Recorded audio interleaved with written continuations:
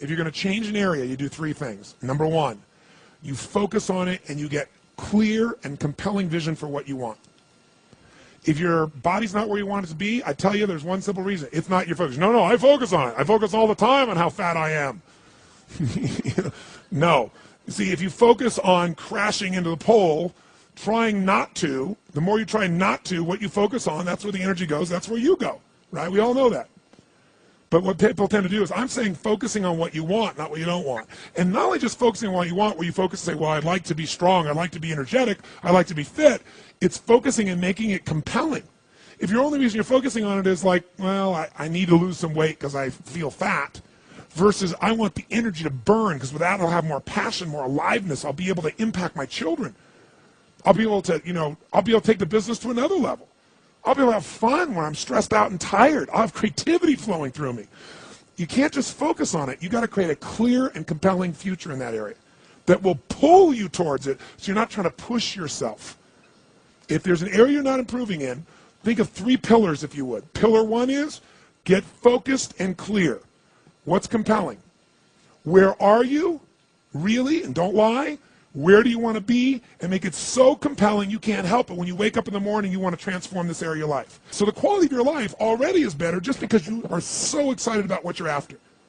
When you do that with your body or your emotions or your finances or time or any other area and you start focusing and you're clear, you're going to have energy. You're going to have drive. You're going to start to do something. How do you make sure what you do really works? You need the second pillar. And think of this as three pillars. Because, two-legged stool is going to fall over. One leg you can't sustain. Second pillar, you got to get the best.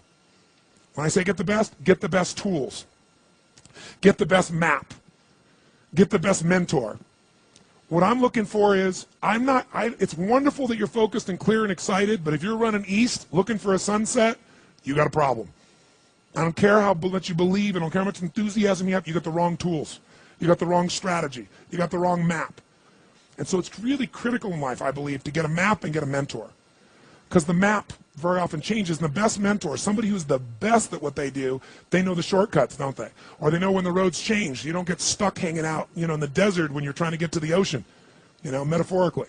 So I've always focused on not just finding somebody good, but who's the best at it, who's got the best tools. Think of that first pillar as a target. You're crystal clear on the target.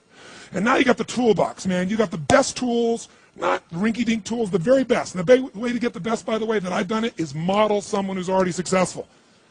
All the tools I come up with, some I've obviously created, but the foundation came by standing on the shoulders of other giants. I went out and found somebody that's already got the result. Why reinvent the wheel? Success leaves clues. Find the best, figure out what they're doing, do that. Alter it, find your view of it, but start with what already is working rather than starting from scratch and trial and error. But if you've got that focus, the target, and you got the toolbox, and you're still not getting what you want, it's because you got inner conflicts. That's the third pillar. You've got to resolve your inner conflicts. Because as I try to explain to you, 80% of success in anything is your psychology and 20% is the mechanics. So those inner conflicts are when you take 2 steps forward and you pull 3 steps back. Right? When you say, boy, I'm totally committed to this, but you don't follow through. This is my expertise, the why guy part. Why? Why do you keep saying you want this? You have crystal clarity, you have the tools, and you're still not getting it? There's a conflict in you. You want to be totally successful, but you're afraid at some level that if you are totally successful, you will not be loved. You'll be rejected.